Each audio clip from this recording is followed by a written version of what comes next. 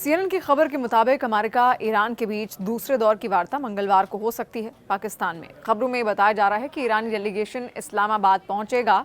इसके मुख्य वार्ताकार संसद स्पीकर मोहम्मद बाक़िर कालिबाफ हो सकते हैं, जबकि अमेरिका की ओर से जेडी वांस इसे लीड कर रहे हैं।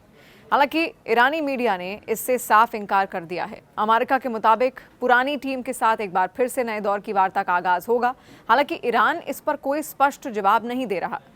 इस बीच हॉर्मुज़ में उबाल उठ रहा है। अमेरिका जहां दबाव बनाने के लिए नाकेबंदी किए हुए है, वहीं ईरान भी पीछे हटने को तैयार नहीं है। जब से ईरानी कार्गो को अमेरिका ने कब्जे में लिया है, तब से हॉर्मुज़ का माहौल और बिगड़ चुका है। कहां सीज़फायर बुधवार को खत्म हो रहा था और कहां ये पहले ही टूट चुका है। अमेरिकी कार्रवाई के जवाब में ईरान ने भी ड्रोन फ्लीट छोड़ दी है। इस बीच वार्ता की कोशिशों को सबसे बड़ा झटका लगा। ईरान की फार्स न्यूज एजेंसी ने कहा कि ईरान दूसरे दौर की वार्ता में हिस्सा लेगा या फिर नहीं, इस पर अभी कोई अंतिम फैसला नहीं हुआ। वहीं IRIB ने भी ये बताया कि अमेरिकी वार्ता को लेकर ईरान की ओर से अभी तक आधिकारिक पुष्टि नहीं हुई है। फार्स की रिपोर्ट के मुताबिक ईरान के अंदरूनी सूत्रों का कहना है कि बातचीत की संभावनाएं फिलहाल ज्यादा सकारात्मक नहीं है। ईरान की ओर से साफ कहा जा रहा है कि अमेरिका ईरान के बंदरगाहों पर जब तक समुद्री नाकाबंदी जारी रखेगा, तब तक ईरान इस्लामाबाद में दूसरी बैठक पर विचार भी नहीं करेगा। सीएनएन की रिपोर्ट ये कहती है कि ईरान टीम के मंगलवार को पाकिस्तान पहुंचने की संभावनाएं जताई गई हैं, लेकिन तस्नीम न्यूज एजेंसी ने कहा है कि फिलहाल ईरान की कोई बातचीत के लिए प्रतिनिधिमंडल भेजने की योजना नहीं है। इस बीच अमेरिका की तरफ से भी स्थिति साफ नहीं दिख रही है। ट्रंप ने पहले ये कहा जरूर था कि वांस वार्ता में शामिल नहीं होंगे, लेकिन बाद में व्हाइट हाउस ने कहा कि वो अमेरिकी प्रतिनिधि मंडल का नेतृत्व करेंगे। उनके साथ विशेष दूत स्टीव विटकॉफ और ट्रंप के दामाद जेरेड कुशनर भी वार्ता में शामिल हो सकते हैं। हालांकि दोनों देशों के बीच बातचीत को लेकर अभी भी अनिश्चितता बनी हुई है और हालात तेजी से बदल रहे हैं। देखिए, ईरान की सत्ता पर अब कट्टरपंथी इस्लामिक रेवोल्यूशनरी गार्ड कॉर्प्स यानी IRGC का कब्जा है। द न्यूयॉर्क पोस्ट की एक रिपोर्ट के अनुसार IRGC ने देश की सैन्य और कूटनीतिक फैसले लेने की प्रक्रिया पर प्रभावी रूप से कब्जा कर लिया है। ऐसा कहा जा रहा है कि ये बदलाव वीकेंड में हुआ। इस बदलाव के तहत IRGC कमांडर अहमद वाहिदी और उनके करीबी सहयोगियों ने प्रमुख नेतृत्व की भूमिका संभाल ली है। ये घटनाक्रम ऐसे समय में सामने आया जब स्ट्रेट ऑफ हॉर्मुज़ में तनाव तेजी से बढ़ रहा है और अमेरिका के साथ वार्ता भी लगभग टूटने की कगार पर है। वॉशिंगटन स्थित institute for the study of war ने यह बताया कि विदेश मंत्री अब्बास अरागची सहित अधिकांश लिबरल नेताओं को किनारे करते हुए IRGC ने शीर्ष नेतृत्व के स्तर पर होने वाले फैसलों को अपने हाथों में ले लिया है।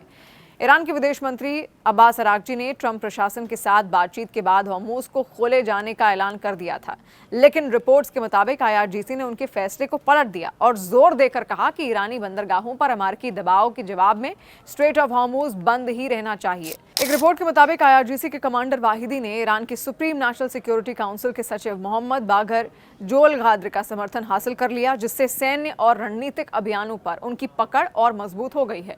IRGC ने इस क्षेत्र में अपनी उपस्थिति बढ़ा दी है और हाल के संघर्षों में अपनी पारंपरिक नौसेना को हुए नुकसान के बाद अब वो तेजी से हमला करने वाले जहाजों पर बहुत ज्यादा निर्भर हैं।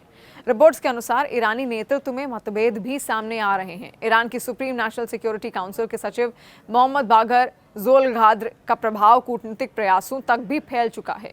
उन्हें इस महीने की शुरुआत में ईरान की वार्ता टीम में शामिल किया गया था, ताकि ये सुनिश्चित किया जा सके कि IRGC के निर्देशों और सर्वोच्च नेता मुस्तफा खामनेई के अधिकार का पालन हो। Institute for the study of war ने प्रतिनिधिमंडल के भीतर आंतरिक मतभेदों का जिक्र करते हुए बताया कि जोलगाद्र ने IRGC नेतृत्व से शिकायत की कि अरागची ने तथाकथित प्रतिरोध की धुरी यानी कि एक्सेस ऑफ रेजिस्टेंस के लिए ईरान के समर्थन के मामले में लचीलापन दिखाकर अपने अधिकार क्षेत्र का उल्लंघन किया है। इस रिपोर्ट के अनुसार इसके परिणाम स्वरूप वार्ता टीम को तेहरान वापस बुला लिया गया, जिसे हुसैन ताइब सहित अन्य हस्तियों का समर्थन प्राप्त था। विश्लेषकों का यह मानना है कि अब वहीदी और मुस्तफा खामनेई ईरान में प्रमुख निर्णायककर्ता बनकर उभर रहे हैं। उससे पश्चिमी देशों के साथ बातचीत की संभावनाएं और कमजोर पड़ सकती हैं। आपको बता दें कि हॉर्मुज़ में तनाव तब और बढ़ गया जब ईरान ने इस रास्ते से गुजरने वाले जहाज़ों पर हमले शुरू कर दिए। 2 भारतीय जहाज़ों पर भी फायरिंग की गई, जिससे फारसी खाड़ी में सैकड़ों जहाज फंस गए और नाकेबंदी और मजबूत हो गई। इस बीच अमेरिका ने ईरान के कार्गो शिप पर हमला कर उसे अपने कब्जे में ले लिया। इससे एक बार फिर खाड़ी के क्षेत्र में युद्ध के बादल मंडराने लगे हैं। जानकारों का यह कहना है कि सत्ता में इस बदलाव से पश्चिम के साथ बातचीत की संभावनाएं काफी कम हो गई हैं, क्योंकि अरागची और गालिबाफ जैसे लोगों के पास नीति को प्रभावित करने का अधिकार नहीं है। इन घटनाओं ने वॉशिंगटन के इस दावे को भी चुनौती दी है कि हाल ही में बड़े अधिकारियों के मारे जाने के बाद ईरान का नेतृत्व नरम पड़ चुका है। नई बातचीत के लिए कोई साफ समय सीमा न होने के कारण इस बात पर अनिश्चितता बनी हुई है कि क्या ये नाजुक संघर्ष विराम मौजूदा समय सीमा के बाद भी बना रहेगा।